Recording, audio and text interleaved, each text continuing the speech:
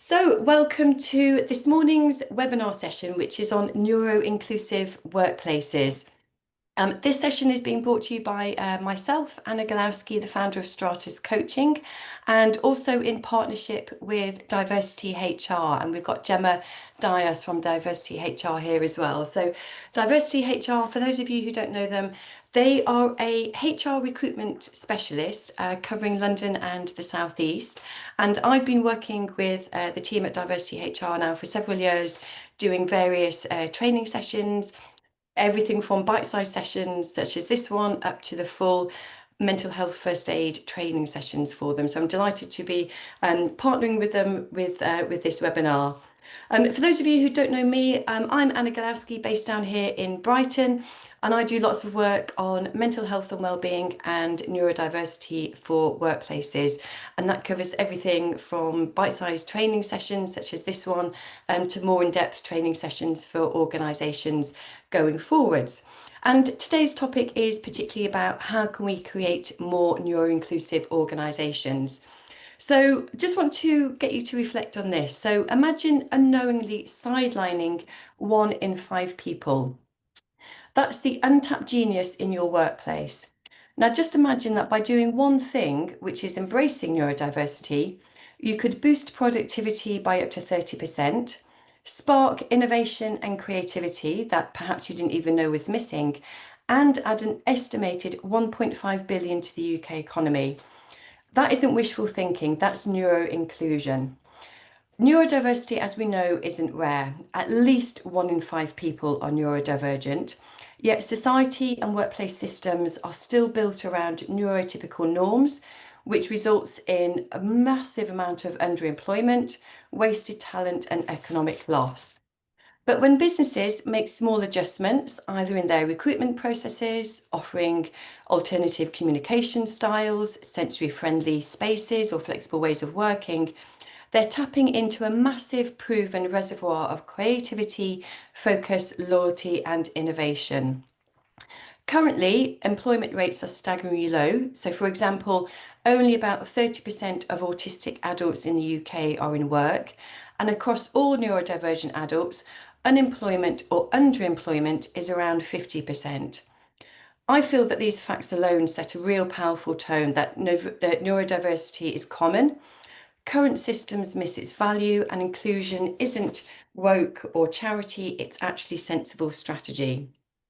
So in today's session, what I would like to go through with you is looking at some of the definitions of neurodiversity, what it means, and some of the common types and behaviours in the workplace.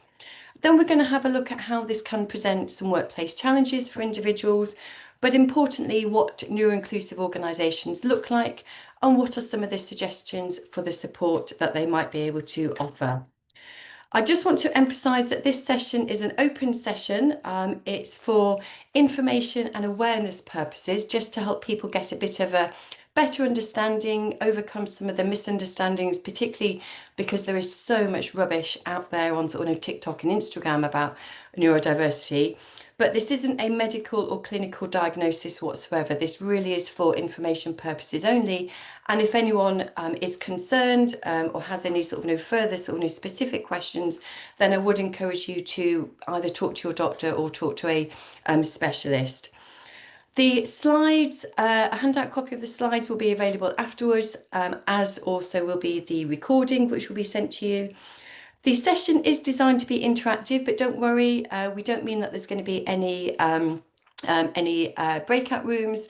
What we do encourage you to do is to get involved in the chat box and ask any questions or comment in there. We do ask you to make sure that you keep the chat courteous and professional on this particular topic, please. So why should we care then? So first and foremost, it's all about the people. So our people are our number one resource. Looking after them, supporting them, making reasonable adjustments makes absolute sense so that they can thrive and fulfil their potential. We have the Equality Act in the UK that is there to prevent discrimination and also may require us to make reasonable adjustments if someone is neurodiverse and has some specific needs. And also from a business point of view, we want people to feel that they're valued and they belong. We can tap into their creativity, innovation, it can help people thrive and be more productive, and doesn't waste talent by underemployment or unemployment. So I have a couple of quiz questions for you, which I'd like you to answer true or false in the chat box. So first of all, 7% of people are neurodivergent. Do you think that's true or false? This is a quick test on who is listening to the introduction bit. Pretty much unanimous there. I think looking at the chat box coming through, people are saying false. Sam says, yeah, absolutely higher. Yeah, they reckon it's around 20%. However, we know that there's a vast number of people who haven't had a diagnosis, so it could even be significantly more than that. Next question. In the UK, autism diagnoses have surged by 300% over the past 20 years. Do you think that's true or false? So mixture of answers there, some true, some false, not sure, could be even be higher. In actual fact, it's significantly higher, 787% to be precise.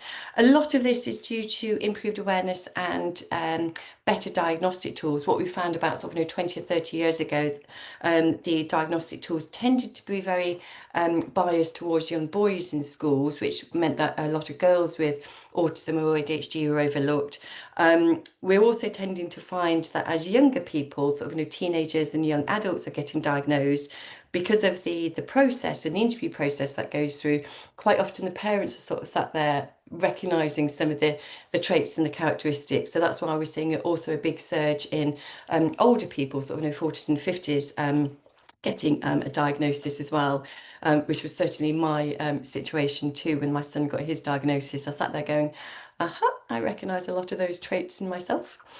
Next question. 33% of organisations say that neuro inclusion is an area of focus.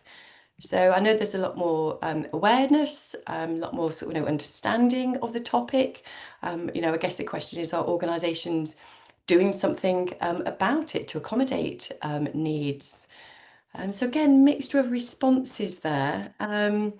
According to CIPD, that's true.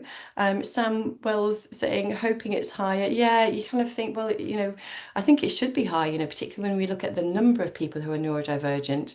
And also just saying that something's a focus, does that actually translate into sort of actions, trainings, behaviours, etc.? We shall see.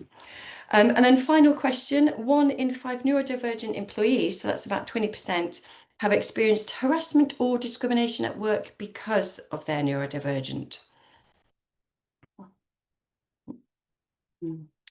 Sadly true, a lot of people saying true, could even be higher.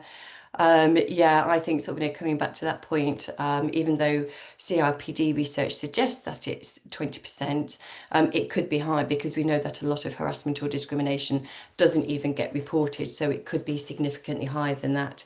And again, I think this is one of the levers and the drivers as to why we should be sort of focusing on this, because that just isn't fair at all. So thank you for that. Next question for you. What does neurodiversity mean to you? Because, we've got over 100 people on the session here today, so we've got a wealth of understanding and experience already. Any thoughts as to what neurodiversity means to you? Anyone want to sort of add anything? Sort of thoughts, comments, connotations, what comes to mind when you hear the term neurodiversity?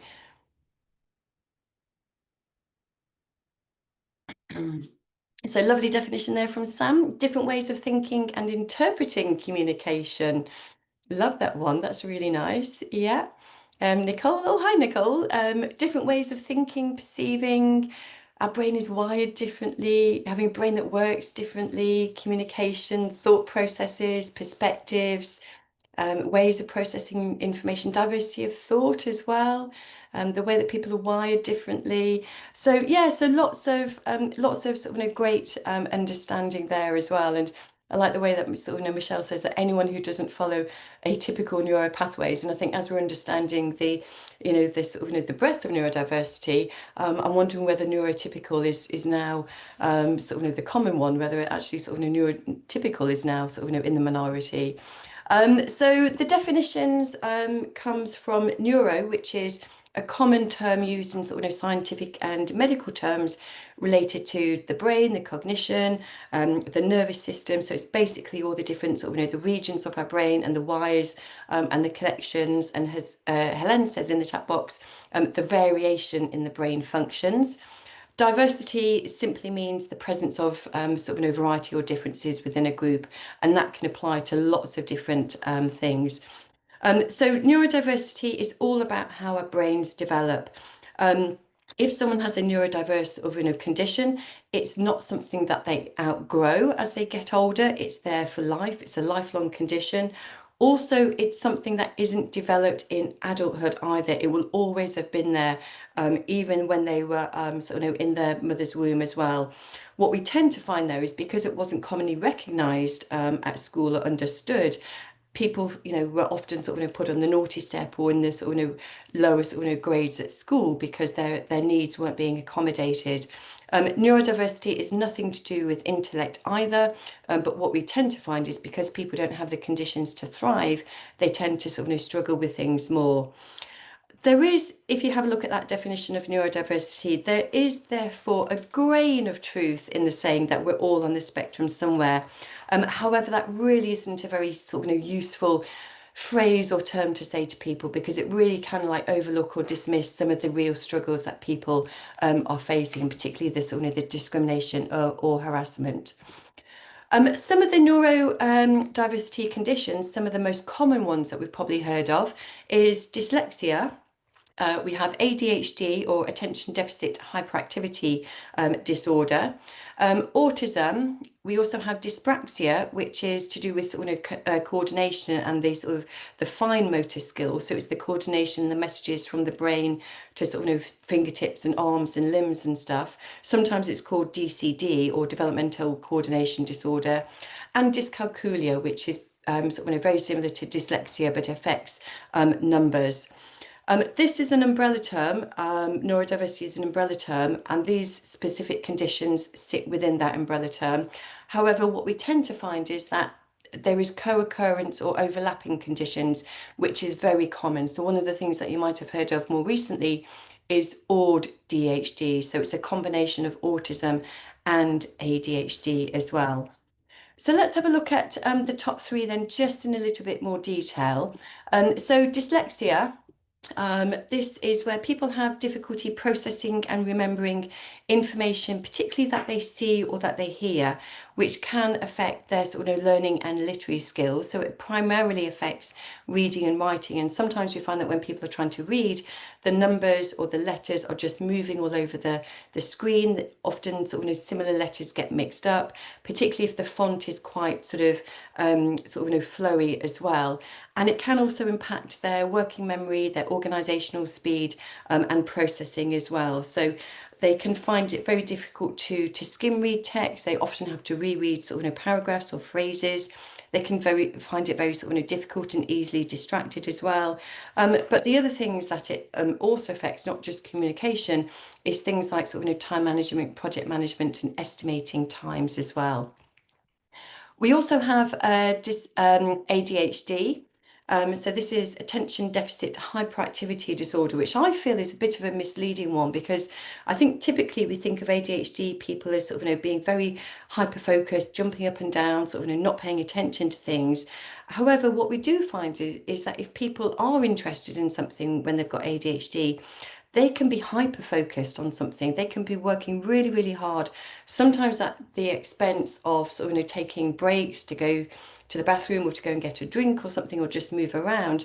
But again, ADHD is a lifelong condition. The typical symptoms include difficulty paying attention. They can be hyperactive or impulsive or disorganized and forgetful.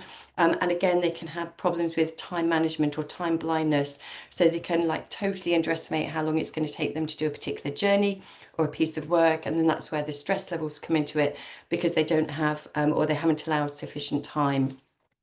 And then the final one that I wanted to go on into a bit more detail is autism.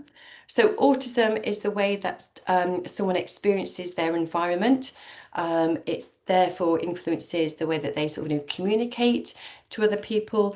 And what we tend to find is they experience their senses a lot more intensely. So things like the clothing that they wear can feel particularly scratchy if it's not sort of, soft, comfortable fabric. So this is where sometimes adjustments to the uniforms can be really helpful.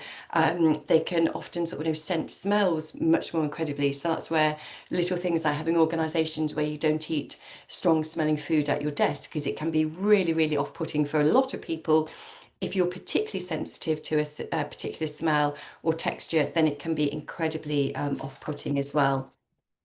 So one of the things, one of the descriptions that I kind of quite like to refer to is, when it comes to autistic people, is that they're often compared to canaries in a coal mine. So the phrase "a canary in a coal mine" came from back in when we had the coal mining industry, and small canaries were used to detect the drop in oxygen and toxic, dangerous gases such as carbon monoxide.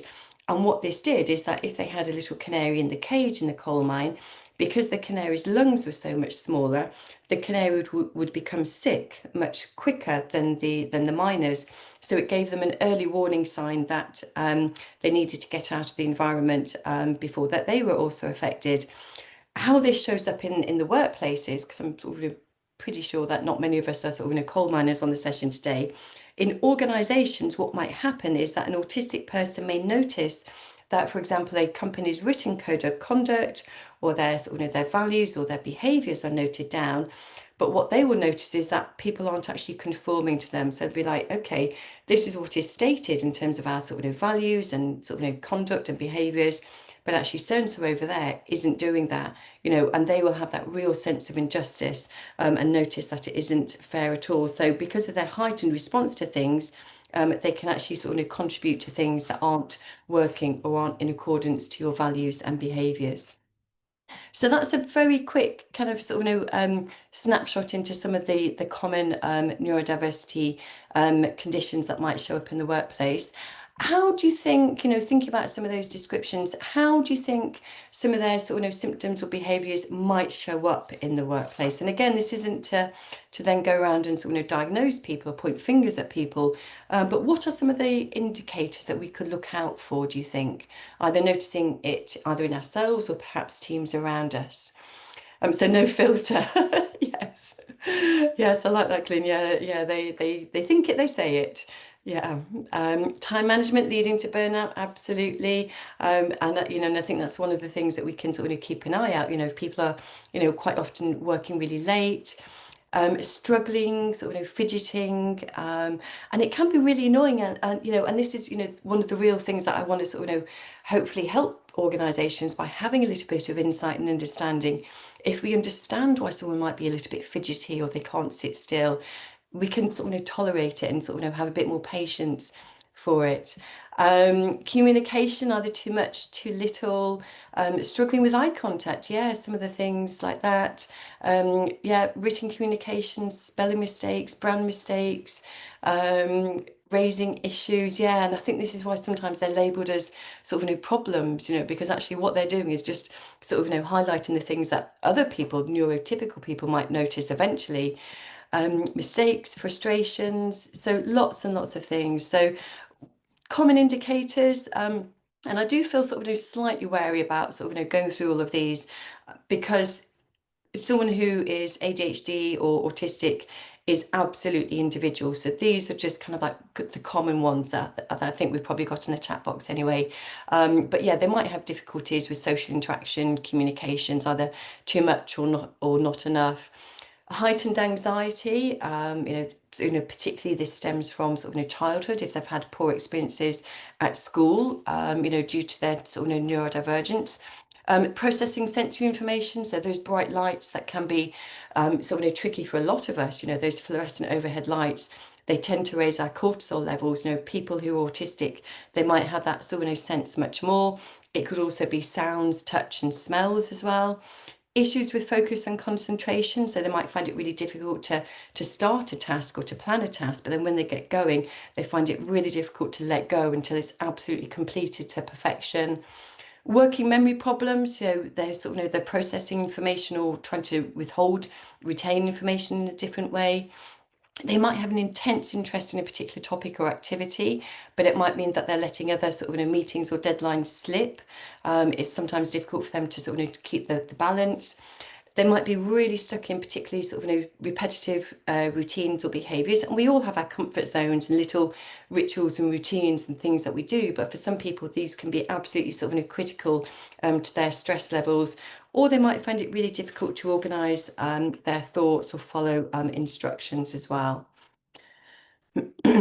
What I do want to really emphasize, and this isn't often sort of picked up in clinical diagnosis, is that there are huge numbers of positive talents, traits, and skills that people can bring. So, just as a sort of brief example, people with ADHD, they tend to be really hyper focused. So, they bring the energy, the creativity to things. They can really work hard on things. If you've got a short deadline, and if you've got kind of someone who's really interested in what you need to get done, they will be your person to go through.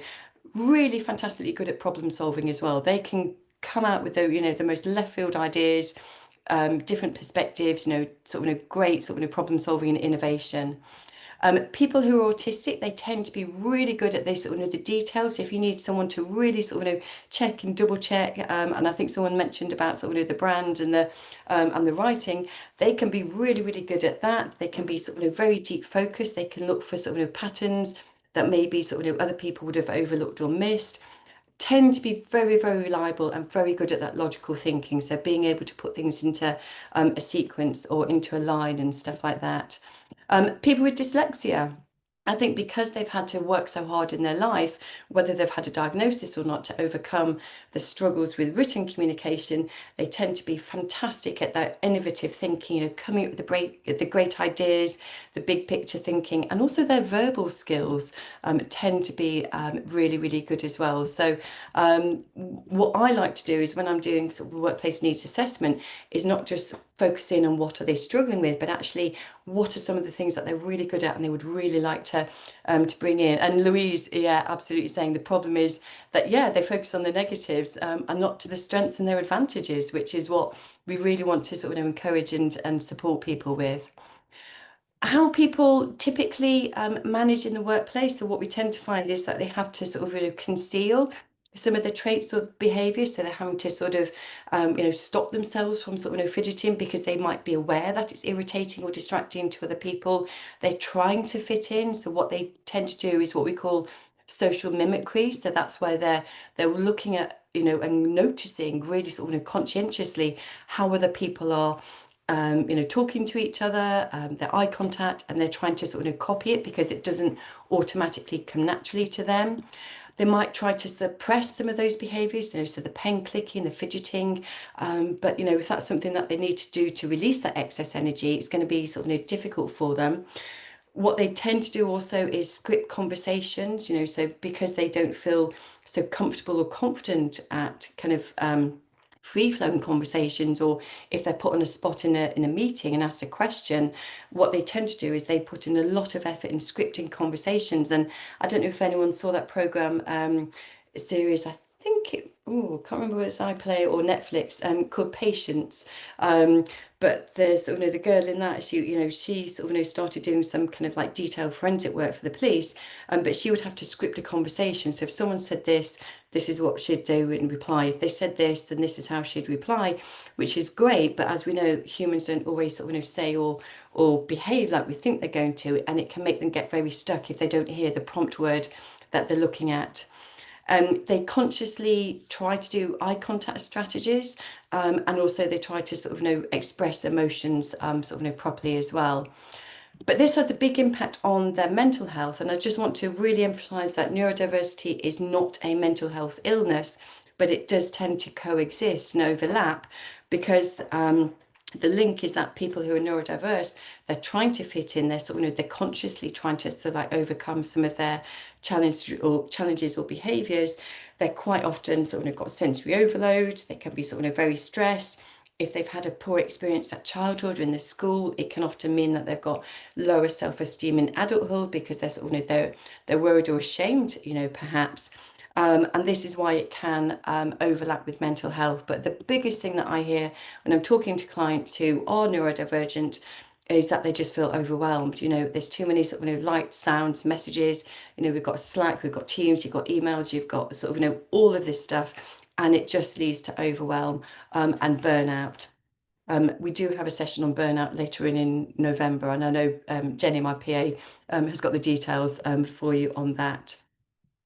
So let's have a look at neuro-inclusive workplace cultures then. So what can we do to support people? So I like to think about any workplace culture likened a bit to an iceberg. And what I mean by that is that it wasn't the tip of the iceberg that sank the Titanic. It was the weight of the iceberg below the waterline that wasn't visible that made the difference. And it's the same with any workplace culture. So whether you're looking at it from a neurodiversity lens or whether you're looking at it from a different sort of intersection, what we tend to find is above the waterline is what we can see. So that's our policies, it's our posters, it's our messages, it's all the great stuff that we say that we're going to do, which is really important that we communicate this. What makes the biggest difference, though, is the underlying conditions below the waterline, which isn't so visible.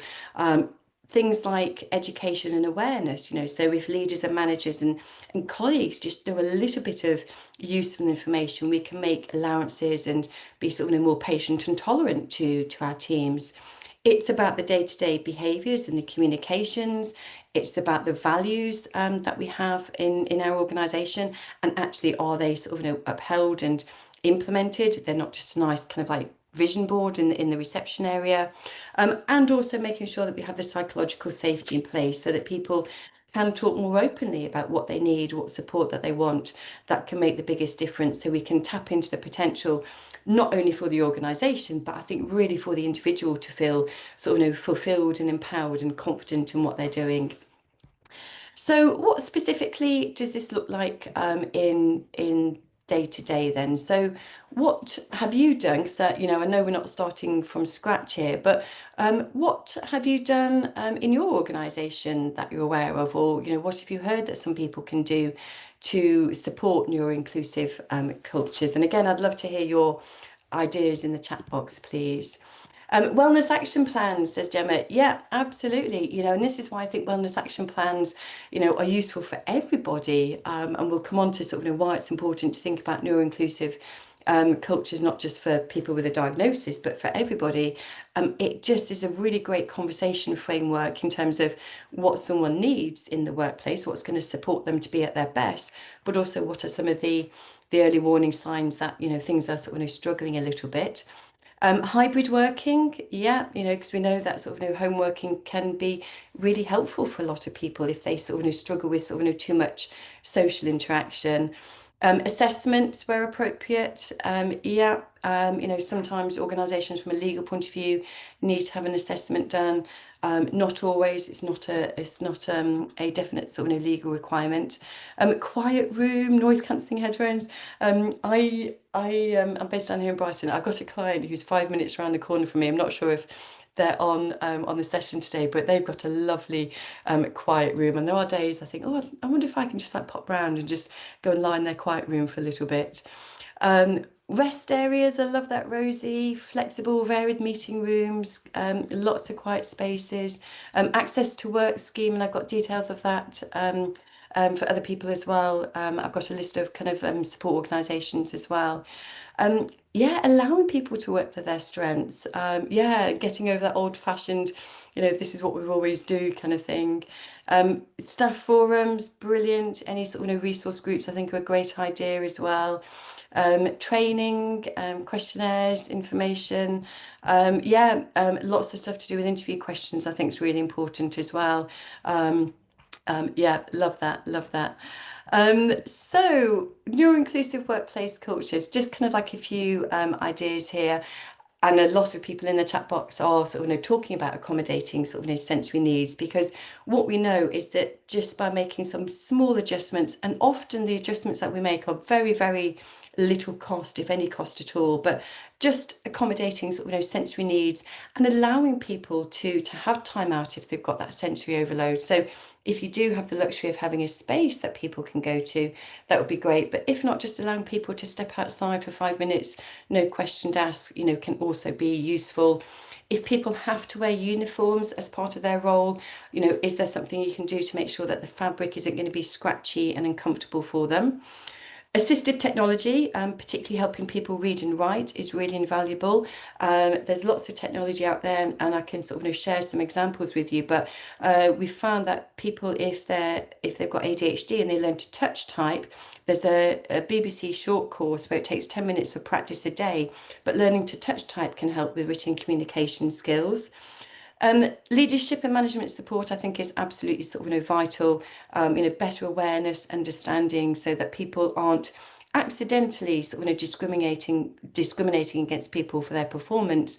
If they understand, then that support can be much better, because sort of neurodiversity isn't kind of like a sort of a one size sort of fits all. Some people can have incredible sort of strengths in one areas, but can really struggle with other areas. And sort of if you don't have that understanding, it can cause a bit of frustration. So one of the clients I was working with quite recently, he has to do lots of audits, and he can collate the most fantastic pieces of information, sort of very sort of detailed numerical information, lots of sort of comments as well. He can put it together in a really great sort of document, lots of great insights and connections and recommendations. Dealing with sort of vast amounts of information and making it accessible and useful. But he would really struggle following a recipe to boil a pan of pasta. And if you don't have that understanding, it can create sort of frustrations for people. Try to support routines and minimize surprises. So hot desking, people can really struggle with that. They tend to like to know where they're going to be. So if you can avoid hot desking or any sort of surprises, if you do have to make changes, please do make sure that you're kind of like communicating these, and particularly the rationale behind it is really important as well for their understanding. Little things like establishing sort of the common ground rules, social etiquette, is really, really helpful. So little things like what happens when it comes to getting the teas and the coffees in. Do you get your own? Do you sort of get a brew in for everybody in the team as well? If it's someone's birthday, do we all chip in, and what's the expected amount? Is it a fiver? Is it a tenner? Do you get your own card? Do we all sign a card? Little things like that people would pick up, but actually if it's clear and it's established from the beginning, kind of just makes people feel welcomed and valued from the get-go. And making sure that communication is sort of clear, communication instructions clearly communicated to people. You might be wondering why there's an image of a drop curb on the slide here to accompany those bullet points. So we had drop curbs introduced probably sort of 20, 30 years ago now, to make sure that wheelchair users could easily access key crossing points on sort of roads and pavements. We have all probably benefited from a drop curb at some point in our lives. So, whether you're sort of got a wheelchair or a pram or sort of luggage, suitcase and stuff like that, we have all benefited from a drop curb at some point in our lives. And it's the same, I think, when you look at some of these neuro-inclusive workplaces. Yes, they're really, really good for people who are neurodivergent. However, a lot of these are probably going to be really useful for anybody, even if they don't have a neurodivergent diagnosis as such. So leadership management support, routines, knowing what the sort of the little kind of social etiquette ground rules are, all of those kind of things. Particularly for employers, leaders and managers, just to have a think about. And I think it was Nicole back in the chat box who mentioned about reasonable adjustments and assessments. So if someone does have a diagnosis of a neurodivergent condition, and they're experiencing sort of struggles, challenges in the workplace, under the Equality Act 2010, you might have to put into place reasonable adjustments. And obviously, reasonable is a bit like a piece of string. It's going to depend on the size of the organisation, the job, etc. We do have to create psychologically safe workplaces so that people can feel open about sort of discussing this, sort of talking about their sort of challenges and asking for help and support and feeling sort of valued in the workplace. And ideally, if we can sort of mitigate some of the stresses and challenges, and I know that we can't get rid of everything and make workplaces and the role absolutely sort of perfect for everybody. But if we can try and reduce some of the unnecessary added stresses and challenges, that will make a huge amount of difference. Open communication, so that's where hopefully sort of, webinars such as this one to give people some a bit of understanding and insight can be really helpful. But I think just talking about things, just generally can be really useful. Strategy coaching, and I can give you the details of a strategy coach if needed, can be really particularly helpful for people. So it's coaching by someone who is, particularly trained in neurodiversity, and they will look at coaching specifically around the challenges that someone experiences. It can be incredibly helpful. One of the things that I know of for organisations is workplace needs assessment. So, as I think they've I'm trying to keep an eye on the chat box as well. But yes, there is a massive uh, a waiting list for assessments on the NHS. So yes, autism can take up to 2 years. Even sort of private assessments now, there's quite a few months waiting list. I did hear, and I know this is kind of like a bit of an outlier, but one lady was told that she was going to have to wait 18 years for her autism diagnosis. There is a huge waiting list for a diagnosis. What I can do is, instead of people having to wait for a diagnostic assessment, some people do want that. They want this sort of the clinical or medical diagnostic. What I can do is a workplace needs assessment, which looks at, and it doesn't matter whether someone's had a diagnosis or not, but it looks at what are the sort of the challenges and what are the strengths, and then what are some of the reasonable adjustments that an organisation can do without having to wait for the clinical diagnosis. People might also want to go for screening as well. And again, I can provide details of organisations that provide screening. And what screening does is it gives you a suggestion as to what is someone's likelihood of meeting the criteria for a diagnostic assessment going forward. So just some of the things that people can do for their organisations. Lots of support and resources out there. There's a lot of I'm going to politely say rubbish out there on the internet as well. What I don't want people to do is to self-diagnose via a TikTok video. I know there are various kind of like quizzes on there where they say if you do this quiz, it will tell you whether you've got ADHD or not. In order to get a proper diagnosis, you need to go to a proper sort of psychologist to get the diagnosis. That includes not only a questionnaire, but also an interview in terms of sort of what were some of the sort of the childhood behaviours as well. British Dyslexia Association has got some great resources and some top tips for dyslexic communication. ADHD Adult UK, great resource as well, as is the Autistic Society. ACAS has got some good advice is there. And then someone in the chat box mentioned access to work as well. So access to work can also provide some screening and coaching and assessments as well. But also do think about what you can do as part of your internal workplace. So think about employee assistance programs, schemes that might be sort of supportive. Do you have sort of trained staff or champion support in the organisation? And can you put some information, trusted information on your intranet as well, such as some of this as well?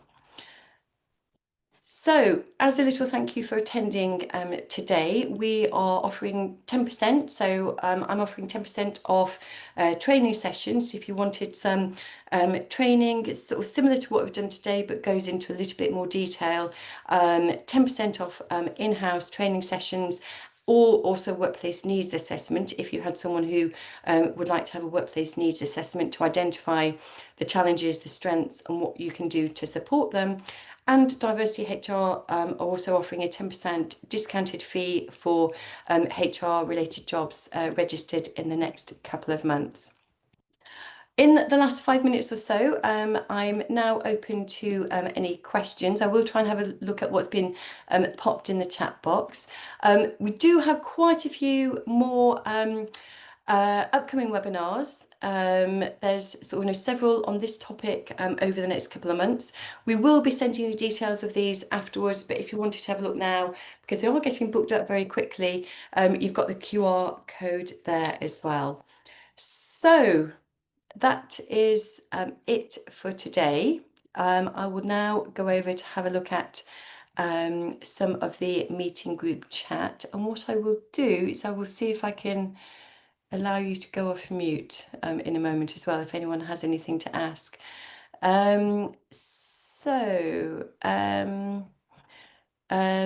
Yeah, assessments. I can send you, Mike, if you drop us an email to hello@stratuscoaching.co.uk. I can send you a list of organisations that do assessments.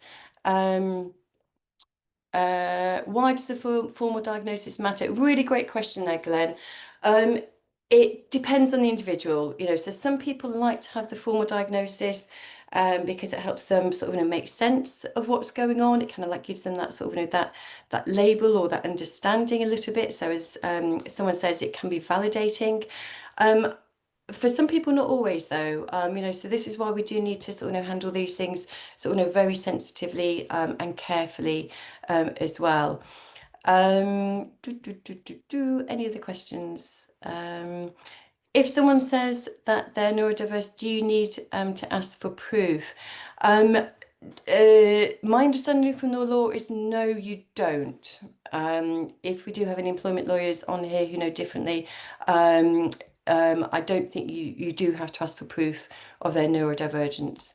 But I think this is where something like a workplace needs assessment is quite useful, because then it's talking not just about sort of the diagnosis, which doesn't, that yes, someone can get diagnosis, but the diagnosis from a clinical point of view doesn't then go on to explain how this might cause challenges or sort of problems in the workplace.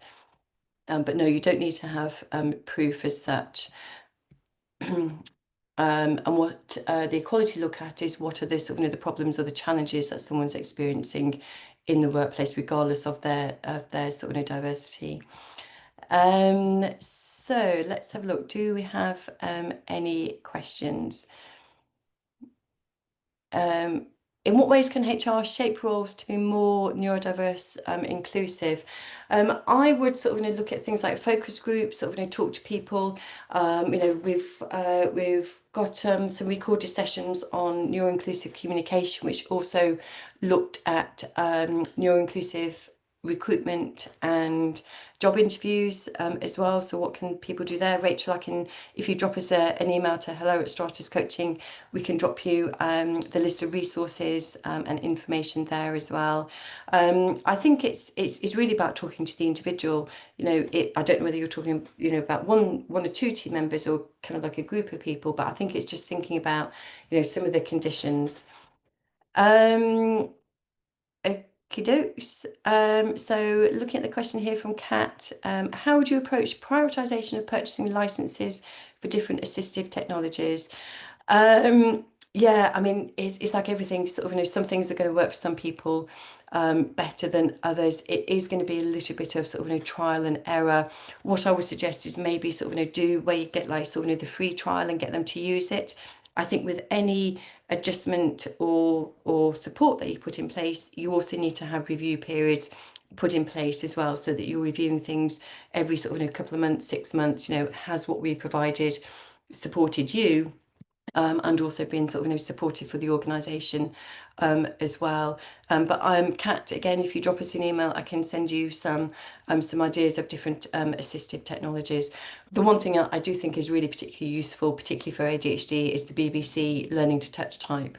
It can make a big difference to people. But even things like the font that you use on sort of emails, if you avoid kind of like things like the Times New Roman, which is kind of like quite sort of flowery almost, very sort of plain text, which is why I tend to use things like Calibri or Arial or Helvetica, because it's just a bit more simple to read. Self-diagnosis, absolutely, Rosanna, is also valid. Brilliant, excellent. Anything else? Can't see any of the questions. If I have missed anything, please do give me a shout. I understand that we're up at time now. I've just seen the clock. Thank you so much, everyone, for being here. If you would like any further information, please do get in touch. I really do hope that you can join us on the upcoming sessions as well. We've got a number more on this sort of similar topic. We're also looking at burnout, and also we're going to be looking at preventing sexual harassment in the workplace, and also some of the new employment rights bills, things which are coming into place as well. So full details will be sent to you. Thank you. I can exhale.